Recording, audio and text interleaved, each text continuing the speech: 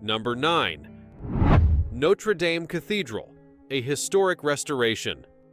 The Notre Dame Cathedral is an iconic symbol of France and a significant landmark known worldwide. This stunning Catholic church has stood for over 700 years, showcasing impressive Gothic architecture that has captivated both locals and tourists in Paris. However, on April 15, 2019, disaster struck when a fire ignited in the attic. Firefighters battled the blaze for more than 12 hours, but it resulted in extensive damage.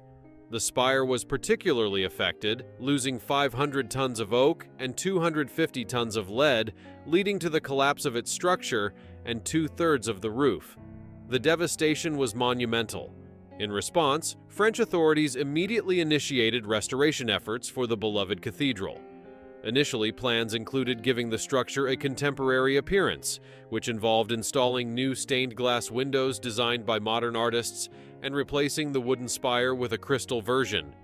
However, this proposal was ultimately rejected, and the decision was made to restore Notre Dame to its original state.